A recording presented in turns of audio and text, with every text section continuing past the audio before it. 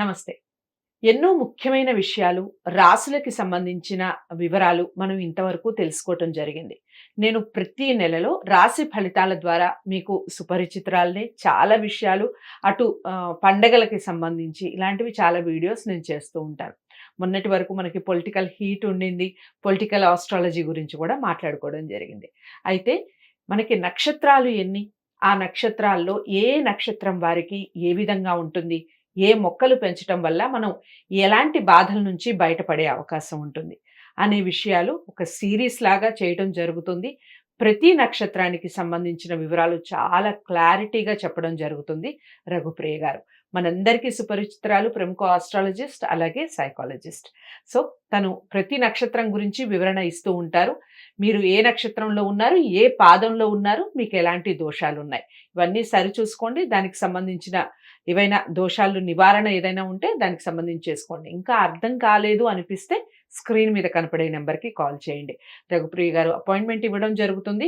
దానికి సంబంధించిన పూర్తి వివరణ క్లుప్తంగా మీకు చెప్పడం జరుగుతుంది. అర్థమైందని అనుకుంటున్నాను. ఇక కార్యక్రమాన్ని మొదలు పెడదాం. నమస్కారం. నమస్తే. నెక్స్ట్, వృషభ రాశిలో ఏ నక్షత్రాలు ఉంటాయి, అలాగే ఎలాంటి పరిహారాలు చేసుకోవాలి, ఏ మొక్కలు పెంచుకోవాలి, దానివల్ల వచ్చే ఫలితాలు ఏమిటి చెప్పండి. తప్పకుండా. ఇప్పుడు కృత్తికా నక్షత్రం వాళ్ళు చాలా పేరు ప్రఖ్యాతలు సంపాదిస్తారు. చూడ్డానికి అందంగా ఉంటారు, దృఢంగా ఉంటారు. అంటే అంటే దృఢంగా అంటే in the sense by looking అన్నమాట. చూడ్డానికి దృఢంగా ఉంటారు, దేహదారుఢ్యం కలిగి ఉంటారు. ఆ తర్వాత తేజోవంతులు, అంటే వాళ్ళల్లో ఒక రకమైన తేజస్సు ఉంటుంది అనమాట. సో ఇది కృత్తికా నక్షత్రంలో ఉన్న వాళ్ళ తాలూకా గుణగణాలు. ఇప్పుడు వాళ్ళు ఎటువంటి దోషాలు ఉంటాయి ఆ నక్షత్రంలో పుట్టిన ఆడపిల్లలకి, మగ పిల్లలకి. కృత్తికా నక్షత్రంలో 3వ పాదంలో జన్మించిన పిల్లకి, ఆడపిల్లకి అయితే ఆ తల్లికి దోషం ఉంటుంది. 3వ పాదంలో పుడితే తల్లికి దోషం ఉంటుంది. అదే కనుక పురుషుడు పుడితే తండ్రికి సామాన్యమైన దోషం, అంటే పెద్ద తీవ్రత ఉండదు కానీ స్వల్పమైన దోషం ఉంటుంది. అయితే 1, 2, 4 పాదాల్లో జన్మిస్తే కనుక 3లోని ఇది చెప్పాను. 3లో ఆడపిల్ల పుడితే తల్లికి, మగపిల్లవాడు పుడితే స్వల్పంగా తండ్రికి. కానీ 1, 2, 4 పాదాల్లో పుడితే సామాన్యమైన దోషం ఉంటుంది. అంటే ఒక పూజ చేయించుకునో లేకపోతే తత్సమానమైన ఏదైనా శాంతి చేయించేసుకుంటే ఆ దోష నివృత్తి అయిపోతుంది. ఇంకెప్పుడు వాళ్ళు పెంచవలసిన నక్షత్రం అదే చెట్లు ఏంటంటే మేడి చెట్టు. అంటే శ్రీ దత్తాత్రేయుడికి ఇష్టమైన చెట్టు మేడి చెట్టును పెంచి పూజించడం ద్వారా వాళ్ళకి ఏంటేంటిది అంటే దోషాలు ఉండవు. అంటే గుండె సంబంధించిన వ్యాధులు రాకుండా ఉంటాయి. తర్వాత అలాగే సంపూర్ణ ఆరోగ్యంగా కూడా ఉంటుంది. గుండెకి సంబంధించి ఎటువంటి బాధలు రావు, పరిపూర్ణమైన ఆరోగ్యం ఉంటుంది. గుండె ఒకటే కాకుండా పూర్తిగా ఆరోగ్యవంతులుగా ఉంటారు. తర్వాత చక్కటి వీళ్ళకి ఆ మేడి చెట్టు పెంచడం వల్ల చక్కటి వాక్చాతుర్యం ఉంటుంది.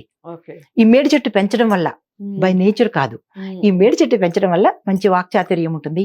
ఉద్యోగ రంగంలో కానీ వ్యాపారంలో కానీ రాణిస్తారు. తర్వాత వాళ్ళు ఏదైనా సమస్య వచ్చిందనుకోండి, సడన్ గా తట్టుకుని నిలబడే శక్తి వస్తుంది ఈ మేడి చెట్టుని పూజించి నాటడం వల్ల. తర్వాత రోహిణి నక్షత్రం. రోహిణి నక్షత్రం వాళ్ళు ఎలా ఉంటారంటే సత్యవంతులు, ఆడిన మాట తప్పరు, మాట మీద నిలబడతారు, ఇచ్చిన మాట తప్పరు. అంటే సత్యవాక్కు పరిపాలకులు అన్నమాట. తర్వాత శుభ్రత, వాళ్ళు శుభ్రతకి హైజీన్ కలిగి ఉంటారు. ఏదైనా సరే తరచి చూస్తూ ఉంటారు, ప్రతిదీ దానికి కాంప్రమైజ్ అవ్వరు అనమాట. సో శుభ్రతను పాటిస్తారు ఎక్కడికి వెళ్ళినా వాళ్ళు. తర్వాత ప్రియం వదులు, అంటే వాళ్ళు మాట్లాడేటప్పుడు కానీ వాళ్ళ ముఖం కానీ ప్రశాంతంగా ప్రియంగా ఉంటుంది. తర్వాత స్థిరమైన బుద్ధి ఉంటుంది. అంటే ఏదైనా ఒకటి తలుచుకున్నారంటే ఇంకా అది వాళ్ళు దాటరు. తలుచుకున్నది నిర్ణయం కాదు, ఇది స్థిరమైన బుద్ధి కలిగి ఉంటుంది. ఓహో ఇది మంచి పని చేసేయాలి, ఇంకా సెకండ్ థాట్ ఉండదు అనమాట. తర్వాత విద్యావంతులు, వాళ్ళు ఏ విద్య అనుకుంటారో, ఎందులో చదవాలనుకుంటారో వాళ్ళకి సంపూర్ణ, వాళ్ళు ఇంకా నాకు చాలు అనుకునే వరకు వాళ్ళకి విద్య ఢోకా లేకుండా, అంటే ఆగకుండా వెళ్ళిపోతూ ఉంటుంది. తర్వాత పండిత పామరులు కూడా అవుతారు. మామూలు విద్యే కాకుండా పండిత పామరులు మంచి వాళ్ళు ఏ రంగం అంటే శాస్త్ర రంగంలో కానీ ఏదైనా సరే వాళ్ళకి విద్వాంసులు అయ్యే అవకాశాలు ఉంటాయన్నమాట. రైట్. అయితే వీళ్ళు దోషాల్లోకి వస్తే 1వ పాదంలో జన్మిస్తే కనుక మేనమామకి ఉంటుంది. ఓకే. 2వ పాదంలో అయితే తండ్రికి, 3వ పాదం అయితే తల్లికి, 4వ పాదం అయితే అసలు ఏ దోషము లేదు. ఏదర్ ఆడపిల్లైనా కానీ మగ పిల్లాడైనా కానీ. రోహిణి నక్షత్రంలో పుట్టడం వలన మేనమామకి గండం ఉంటుంది. మగ పిల్లవాడైతే మేనమామకి గండం ఉంటుంది అనమాట. మన కృష్ణుడు రోహిణి నక్షత్రమే కదా, నక్షత్రం కాబట్టి కాబట్టి గండం ఏంటి, మేనమామని చంపేశాడు. రైట్. అయితే ఇప్పుడు వీళ్ళు పెంచవలసిన మొక్కలు, ఈ జాతకులు పెంచవలసిన మొక్కలు ఏంటంటే చెప్పండి. నేరేడు, కృష్ణవర్ణం నేరేడు, ఓకే. నల్ల నేరేడు అంటారు కదా, అవును. ఆ నేరేడు చెట్టుని పెంచాలి. ఈ చెట్టుని పెంచడం వల్ల ఏమిటి రెమెడీస్ అంటే చక్కెర వ్యాధి రాదు. ఓకే. తర్వాత నేత్ర సంబంధమైన సమస్యలు ఏవైనా వచ్చినా, అంటే శుక్లాలు కానీ రేచీకటి కానీ ఇట్లాగా కంటికి సంబంధించిన వ్యాధులు ఏవైనా దగ్గరికి రావన్నమాట. ఓకే. తర్వాత అలాగే వీళ్ళు ఈ 2 వ్యాధులకి వాళ్ళు దూరంగా ఉండగలుగుతారు. అలాగే చక్కని ఆకర్షణీయమైన అందగాళ్ళు, ఆడవాళ్ళైనా మగవాళ్ళైనా చక్కటి రూపం ఉంటుంది. ఎదుటివారిని ఆకర్షించే శక్తి వాళ్ళకు ఉంటుంది అనమాట. తర్వాత వీళ్ళు సత్య ప్రవర్తన కలిగి ఉంటారు. ఒక మాట ఇచ్చారు అంటే ఆ మాటకి కట్టుబడి ఉంటారు అనమాట. ఎదుటివారిని కూడా కట్టి పడేస్తారు కూడా.